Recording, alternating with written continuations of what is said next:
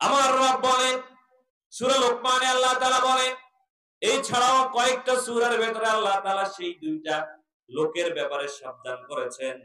ওয়া ওয়াসাইনাল ইনসানা বিওয়ালিদাইহি ইহসানা হামালাতুহু উম্মুহু কুরহা ওয়া ওয়াদাআতুহু কুরহা। আল্লাহু আকবার। ও দুনিয়ার মানুষ, আমি ওসিয়ত করছি, আমি নির্দেশ দিচ্ছি, উপদেশ দিচ্ছি তোমাদেরকে, আমার সৃষ্টি তোমরা সবাই, কিন্তু মনে রেখো দুজন মানুষের ব্যাপারে, তোমাদের মা বাবা, আমাদের মা বাবা মাধ্যমে তো আমরা আসছি। কে মা বাবা ছাড়া আসছেন একটু হাত তুলছেন? মাশাআল্লাহ, জ্ঞান বুদ্ধি হুঁশ সবকিছু আছে। একটু জিকির করি লা ইলাহা,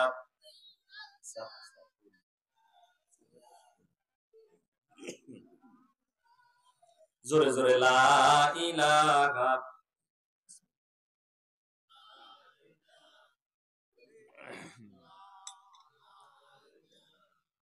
লা ইলাহা ইল্লাল্লাহ, লা ইলাহা, লা ইলাহা ইল্লাল্লাহ মুহাম্মাদুর রাসূলুল্লাহ সাল্লাল্লাহু। জিকির করলে লাভ না লস? আরো জোরে বলেন লাভ না লস? কিরকম লাভ, এটার ব্যাপারে আমরা অসচেতন। আসমান এবং জমিনের ভেতরে যে জায়গাটুকু কেউ যদি আলহামদুলিল্লাহ, আল্লাহু আকবার এবং সুবহানাল্লাহ পড়ে, এই ঠিক আসমান এবং জমিনের মধ্যবর্তী জায়গা আমল দিয়ে পরিপূর্ণ করে দেয়। সুবহানাল্লাহ।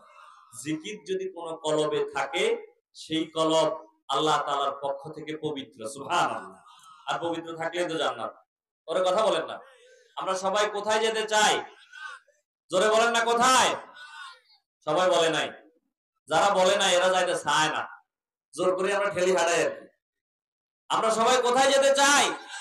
আল্লাহ তাআলা কবুল করে। ফাতনাওয়ান গাছতর কি নাম বলে, আপনি কই যাইতে চান এটা আপনার কাজে বুঝবো, কাজের মাধ্যমে বুঝবেন। আমরা যতই জোর করে চিল্লাই বলবেন জান্নাতে যেতে চাই, আপনার যদি জান্নাতের আমল না থাকে যাওয়া যাবে। এরপরে আসেন, ওসিয়ত করে কে? দুইজন মানুষের ব্যাপারে, একজন মা, একজন। আমি কিন্তু পরিচয় শেষ করার পর আস্তে আস্তে পরিণতির দিকে যাচ্ছি। এই দুইজন মানুষ, মা এবং বাবা, এই দুইজনের ব্যাপারে রব্বুল আলামিন বিশেষ করে আগে মায়ের কথা বলেছেন। হামালাতহু উম্মুহু, তিনি বহন করেছেন তোমাকে, অনেক কষ্টের সাথে তোমাকে বহন করেছেন, তার ব্যাপারে সাবধান। কেমন সাবধান থাকবে? কোরআনে আল্লাহ তাআলা অন্য একটি আয়াতের মধ্যে বলেন, ওয়াকাযা রাব্বুকা আল্লা তা'বুদু ইল্লা ইয়াহু ওয়া বিল ওয়ালিদাইনি ইহসানা। চূড়ান্ত রায় আমি ঘোষণা করে দিলাম, যে রায়ের বিরুদ্ধে আপিল করার ক্ষমতা দুনিয়ার মানুষের আছে কিনা বলেন? দুনিয়ার আদালতে যদি কোথাও আপনি মামলায় হেরে যান, জজ কোর্ট থেকে ম্যাজিস্ট্রেট কোর্ট থেকে জজ কোর্ট, সেখান থেকে হাইকোর্ট, সুপ্রিম কোর্ট যাওয়ার সুযোগ। কিন্তু আল্লাহ তাআলা বলেন, চূড়ান্ত রায় আমি ঘোষণা করে দিলাম, যে রায় তো অবশ্যই তোমাদেরকে মানতে হবে, এই রায়ের বিরুদ্ধে যাওয়ার কোনো সুযোগ নাই। আমার ইবাদতের পর মা বাবার প্রতি ইহসান করো। কি করো? ইহসান, দয়া করো, ভালো আচরণ করো। এই পরিপূর্ণ আয়াতটা কেন আমি আগে এতক্ষণ আলোচনার পর এখানে আসছি কেন জানেন? আমাদের উদাসীনতা রবের ব্যাপারেও, এবং এই পৃথিবীতে যে দুইজন মানুষের ব্যাপারে রব সরাসরি ওসিয়ত করেছেন, সেই দুইজনের ব্যাপারেও আমাদের অবহেলা আছে কিনা বলেন?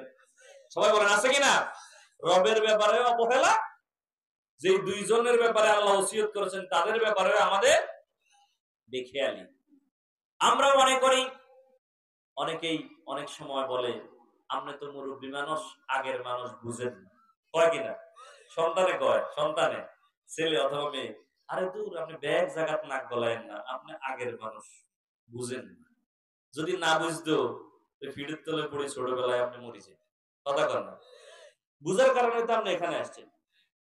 যদি না বুঝতো তো ওই নিয়মে নিয়ে হই, শীতকালে যখন ফসল করে দিয়েছেন খাটের মধ্যে, চকির মধ্যে, খেতা কাপড়ের মধ্যে, ওই জায়গায় মা যদি নাই বুঝতো তো ওই অবস্থায় থাকি ঠান্ডায় শীতে নিয়মিনে হয়ে আর বরং কথা কন। যদি মা নাই বুঝতো বড় হয়ে এখন আপনি বলেন আপনি বুঝেন না। ইন্না লিল্লাহি, যার ঘরে মা এবং বাবা আছে, হুমা জান্নাতুকা ওয়া নারুকা, তাদের জন্য দুজন জান্নাত এবং দুজন জাহান্নাম। দুনিয়ার আলেম ওলামা, বড় পীর বুজুর্গ মাশায়েখ, তারা দোয়া করলে দোয়া কবুল হতেও পারে নাও হতে পারে, কিন্তু মা এবং বাবা যদি দোয়া করে নির্ঘাত নিশ্চিত থাকেন সে দোয়া রব্বুল আলামিন কবুল, কথা বলেন না, করবে কিনা? এজন্য আল্লাহ তাআলা বলেন তোমাদের পরিচয় এতক্ষণ জানলাম, আমি তোমাদের উপর যেই দয়া করেছি, যে মায়া করেছি, এই পরিচয়ের পর যেই দুইজন মানুষের ব্যাপারে ওসিয়ত করছি, মা এবং বাবা। এই মা তোমার ব্যাপারে কি কষ্ট করেছে শোনো। হামালাতহু উম্মুহু কুরহা ওয়া ওয়াদাআতুহু কুরহা, প্রচন্ড রকমের কষ্ট করে তোমাকে বহন করেছে। তুমি যখন মায়ের পেটের ভেতরে 6 মাস অথবা 7 মাস বয়স তোমার হয়েছে, হাত একটু বড় হয়েছে, পা একটু বড় হয়েছে, কত রকম কষ্ট তুমি দিয়েছ। মা যখন ঘুমাতে যাবে, ঘরের সবাইকে খাবার দাবার খাওয়ায়া যখন মা একটু শুইতে যাবে, ঘুমানোর জন্য, বিশ্রামের জন্য যাবে, ঠিক ওই সময় তোমার একটু নড়াচড়া করার প্রয়োজন হয়েছে। হাত দিয়ে গুতা মেরেছ, পা দিয়ে লাথি মেরেছ।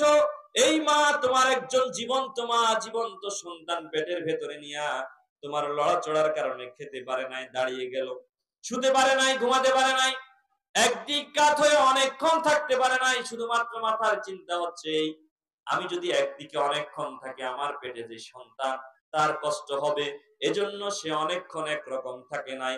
এই প্রচন্ড শীতের দিনে রাতের বেলায় যখন তুমি মায়ের গর্ভের ভেতরে পা নাড়িয়েছো, হাত নাড়িয়েছো, সবাই কম্বল মুড়ি দিয়ে ঘুমায়, কিন্তু একজন মা ওই ঠিক ওই সময় কম্বল ছেড়ে দেয়, দাঁড়ায়, বসে আর আল্লাহু আকবার, আল্লাহর কাছে সাহায্য চাওয়া ছাড়া আর কোন পথ। আমরা কি এরকম করি না? বলেন না করি না? আহা, যাদের মা এখনো আছে, বাবা এখনো আছে, এই দুইটা সম্পর্কের ব্যাপারে আমি আমার ব্যক্তি সামান্য জ্ঞান থেকে যতটুকু বুঝি, অনেক রকম মানুষ হবে, বাবার মতো কাকারা হবে, এলাকার অভিভাবক হবে, অনেক রকম, কিন্তু বাবার মতো হবে। আমি এখন এই জায়গায় বসে অনুভব করি, গত ধরেন 6 মাস আগেও আমার বাবা দুনিয়াতে ছিলেন, ঠিক এই স্টেজে সেই জায়গায় এসে যদি আমি এখন তাকে অনুভব করি, আমার অনুভবটা একটু ভিন্ন হবে। প্রত্যেকটা মানুষ আপনাদের যাদের এখন নাই, তারা একটু নিজেকে একটু জাস্ট প্রশ্ন করেন যে কেমন ছিল, একটা অ্যান্সার পাবেন যে ওনার মতো ওনার মতো ওনার মতো। আর মানুষ অনেক দেখছেন, অনেকের মতো অনেকরে দেখছেন, কিন্তু তার মতো করে আর কেউ হবে না, মায়ের মতো করে আর কেউ হবে না। দুনিয়ার অনেক সম্পর্কে আপনি মিলাই নিতে পারবেন, জোড়াতালি দিয়ে নিতে পারবেন, কিন্তু বাবার সম্পর্ক মায়ের সম্পর্কের সাথে বুড়া হয়ে গেলেন ধরেন, কিন্তু বাবার কাছে চাইতে পারবেন।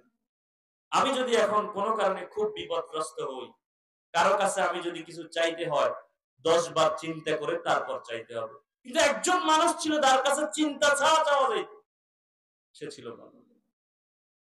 আল্লাহ আমাদেরকে বোঝার তৌফিক দান করুন। আমি আমাকে দিয়ে আরেকটা উদাহরণ দেই।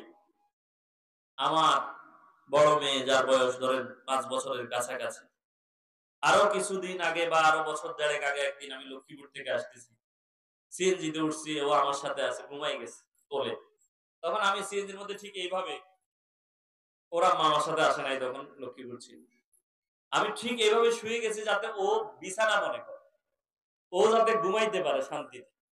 কিছু দূর আসার পরে দেখলাম আমার হাড় ব্যথা করে। মানুষ একরকম অনেকক্ষণ থাকলে হাড় ব্যথা করে না, দেখলাম যে আমার হাড় ব্যথা করে, কিন্তু আমি সেখানে নড়াচড়া করি নাই।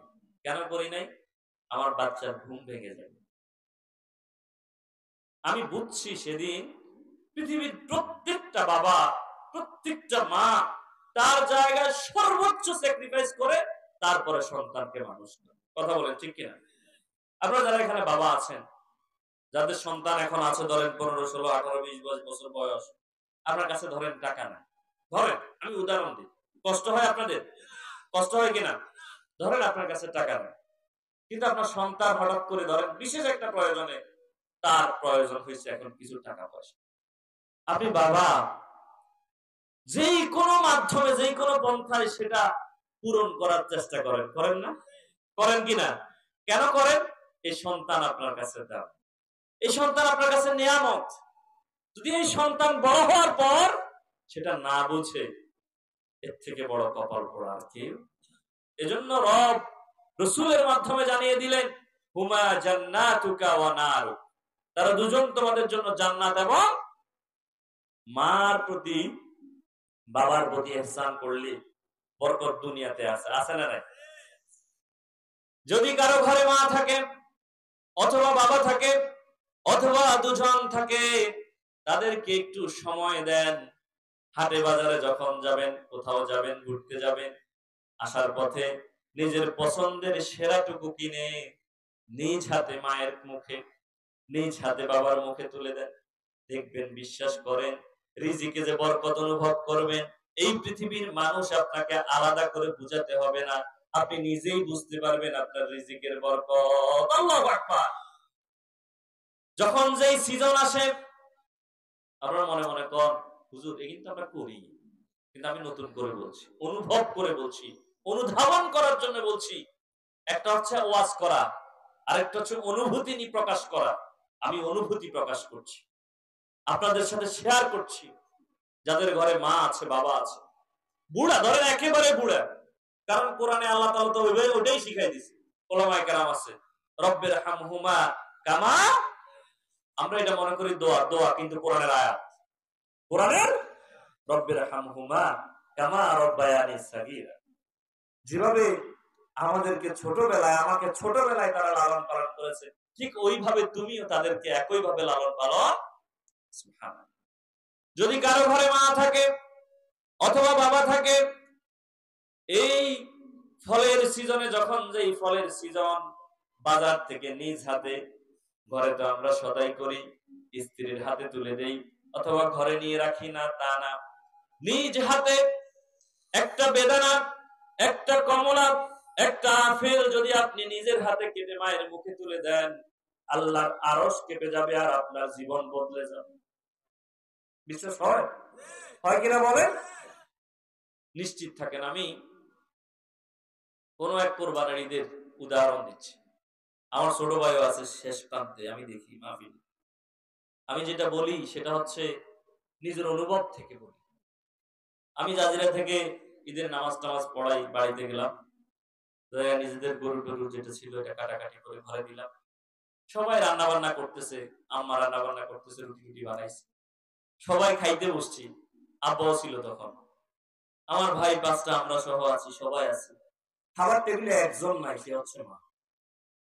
আমি অনেকক্ষণ খেয়াল করলাম মা নাই, বাকি সবাই আমরা খাইতেছি। আমি উঠে একটা বাটিতে বসতে একটু নিলাম, রুটি নিলাম। আমার মা হয়তো এখন শুনে এই আলোচনা, যুদ্ধ আমি জানি শুনতেছি। আমি গেলাম, গিয়ে একটুখানি খাওয়াই দিলাম। ওই দিন চুলের ঘরে আর কি, যেখানে রান্না বান্না করে, মা একটু কাঁদছে, এটা খুশিতে। আমি খুব সামান্য অল্প কিছু বেতনে চাকরি করি অথবা খেদমত করি, কিন্তু বিপদ আপদ মুসিবত সেটা ভিন্ন হিসাব, কিন্তু আমি ভালো আছি। আমি একটু বুঝি মায়ের দোয়া। বিশ্বাস করেন, এটা ডিরেক্ট, এটা অন দা ওয়ে টু আল্লাহ, এটার অন্য কোনো রাস্তা নাই। যদি মা একবার খুশি হয়, কিসমত পরিবর্তন হয়ে যাবে। বাবা যদি একটু খুশি হয়, কিসমত পরিবর্তন হয়ে যাবে।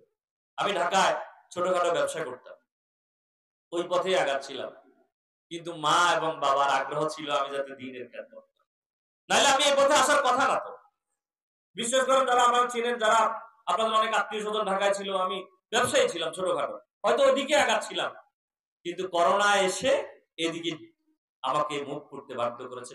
তাও আমি মনে করি মা বাবার।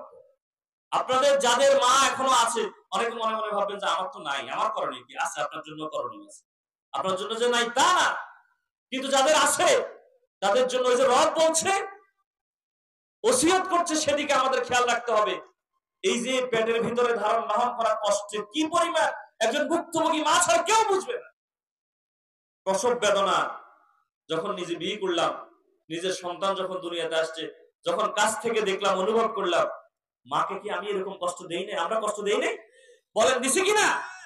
যাদের আছে, আজকে রাতেই আমরা অনেকে করি কি, বাজার সদাই করে স্ত্রীর কাছে দিয়ে যাও, অথবা ঘরে রাখি দিয়ে যাও, আমারে দিও। এটা করেন, কোনো সমস্যা নেই। স্ত্রী পরের একজন মেয়ে, কেবল আপনার স্ত্রী, ঠিক আছে, তার যা সম্মান আছে, ইজ্জত আছে, সবই আছে, কিন্তু মা কিন্তু আপনার। মা কার? আপনার নিজের হাতে। যারা আমার এই আলোচনা শুনতেছেন মাইকে, মা এবং বাবার ব্যাপারে কিছু খেদমত নিজে করবেন। মায়ের সাথে বসবেন, 10 মিনিট কথা বলবেন। যেখানেই যান, বিপদে পড়লে দেখবেন, আল্লামা সাঈদীর একটা আলোচনায় তিনি বললেন, বিদেশে বা বিভিন্ন জায়গায় যদি কোনো সন্তান বিপদে পড়ে, পৃথিবীতে সবাই জানার আগে একজন জানে, সে হচ্ছে মার দিলে শান্তি লাগে না। ছেলে যদি কোথাও কোনো বিপদে পড়ে, মুসিবতে পড়ে, মার দিলে মানে সব ভালো, কিন্তু তার কোনো শান্তি লাগে না, অশান্তি, শরীর একটা যন্ত্রণা অনুভব করে। কারণ শরীর থেকে আলাদা করে যখন বের করে নিল, আমাদের দৃষ্টিকোণ থেকে আলাদা হয়ে গেছি, প্রকৃতপক্ষে আলাদা হয়নি। এটা আলাদা না। এই সম্পর্ক জান্নাত পর্যন্ত থাকুক, বলি আমিন। আরো জোরে বলি আমিন। আমি এখন এই জায়গায় এসে অনুভব করি, আমার বাবার সাথে আমার অনেক কথা বাকি থেকে গেল, বলতে পারি নাই, মিশতে পারি নাই। তো মাঝে মাঝে দোয়া তো করি, অনুভব করি, রব যদি আবার পুনরায় জান্নাতের ময়দানে যদি আবার একটু দেখা করার ব্যবস্থা করে, তখন অনেকগুলো কথা আবার বলবো, আবার মিশবো, আবার একটু কাছাকাছি থাকবো। এই আক্ষেপটুকু আমাদের সবার আছে কিনা বলেন? আল্লাহ তাআলা তৌফিক দান করুন, বলি আমিন। তাহলে পরিচয় জানলাম, কি জানলাম? আমাদের পরিচয়, আমরা মানুষ। দয়া করেছে কে? যাদের মাধ্যমে করেছে তারা কে? মা এবং একটু শেষ কিনা? এবার